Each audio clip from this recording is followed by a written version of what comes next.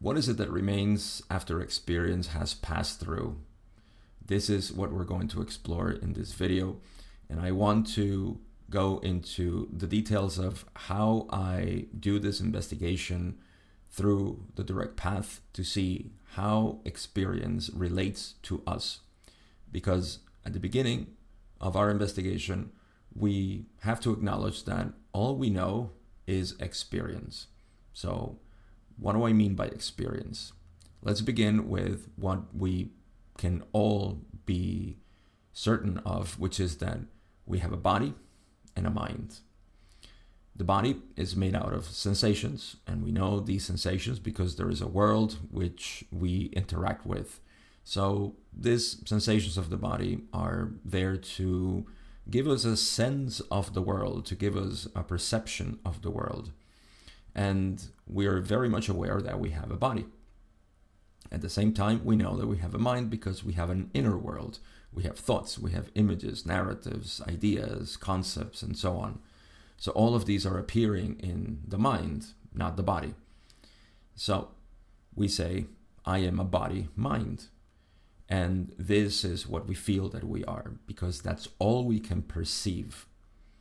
So I call these perceptions. Some people, and you will find that some people use the word perception for other things. I like to use it to encompass body and mind. And there's a reason for that. But let's just say that everything that we perceive must be body and or mind. If you initiate this investigation into what it is that I am, it's actually okay to say, I am the body, I am the mind, because that's what we have been reinforcing all our lives. Let's go deeper. Let's see if we're really the body or if we are really the mind. Well, clearly, we're not always aware of the body. So sometimes we may even have an experience which is called out of body. It doesn't even matter if we do or don't. We don't have to have an out of body experience. I'm just using it because a lot of people have had these experiences, and that is a proof that you are not the body. You're something else. You experience the body, and most of the time you're not experiencing the whole body, right? In fact, I don't think we've ever experienced the whole body. We only experience parts of it, the vibrations that are more important to us in the moment. So again, we know that we have a body because we feel and we sense a body. At the same time, we know that we have a mind, but are we the mind? The mind comes and goes also. There's ups and downs, there is absence and presence of thoughts, and they're never static.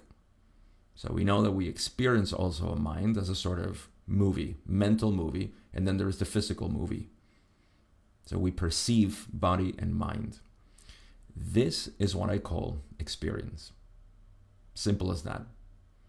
Experience is everything that can be related to body and mind. Now, even if we have an out-of-body experience, that's a mental experience. You still have a body there.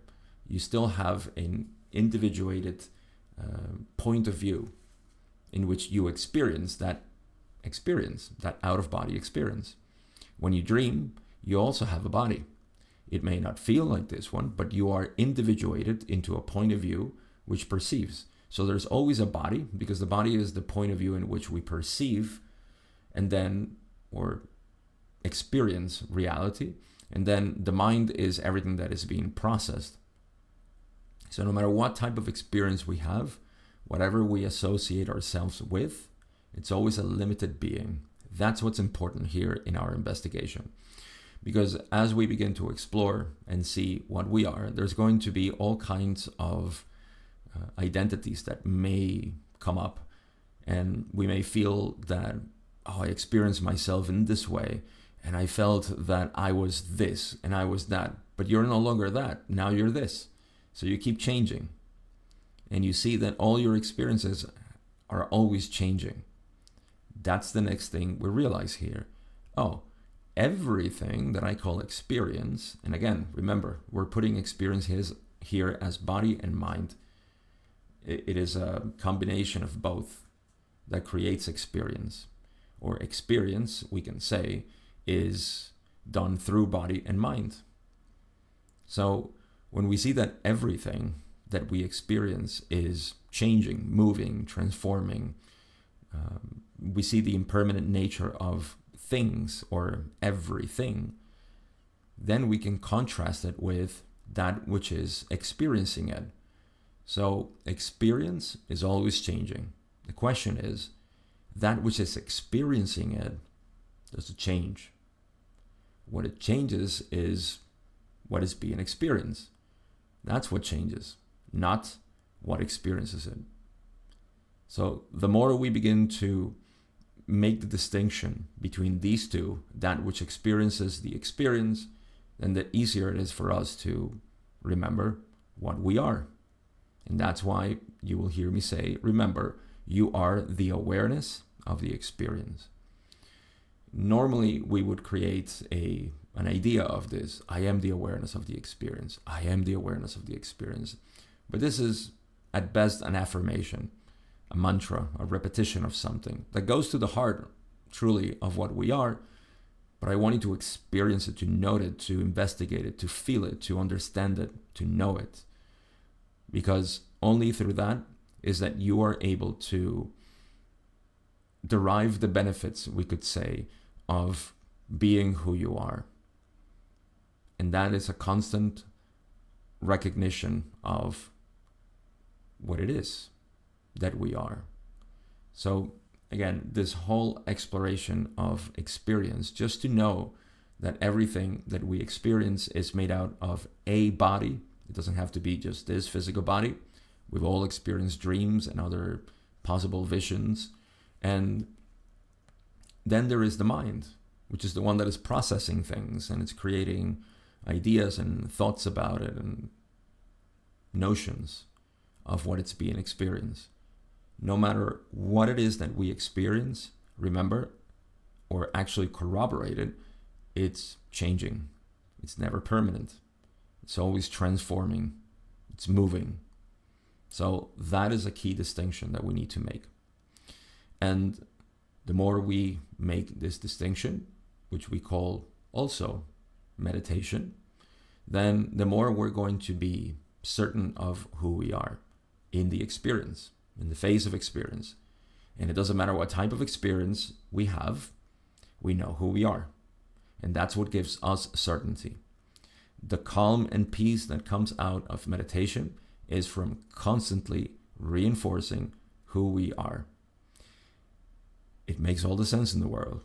If I think I am a changing thing, then I will be subject to the changes.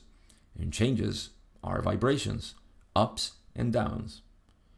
So I'm always going to feel up at a certain point. I'm going to feel down at a certain point. It's that simple.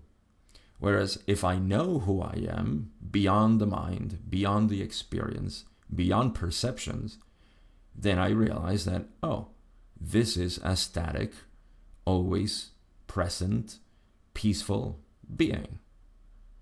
And that's going to inform our reality. Our mind will know that that's what it is. And it doesn't matter what happens, we know that that's what we are. This is a very crude way to explain it, but it is what happens. That's what creates the permeation of peace and joy in our lives. And it's only a recognition of who we are in the moment.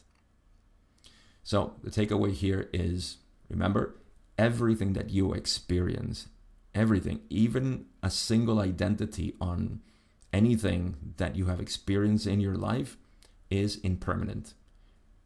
Watch it. See it transform, change, go away. And what really remains always is this peaceful, always present awareness, or what you call you. So what remains after all experience is gone? Always you. And who are you? If you're watching this video in school, great. If you're still watching it on YouTube, I would recommend that you go to the description down here so you can join the free community where you can get all the videos on this course and more. And also join the group calls that we do every week so you can start to integrate this in our meditation practice. It's all for free. You don't have to pay for anything.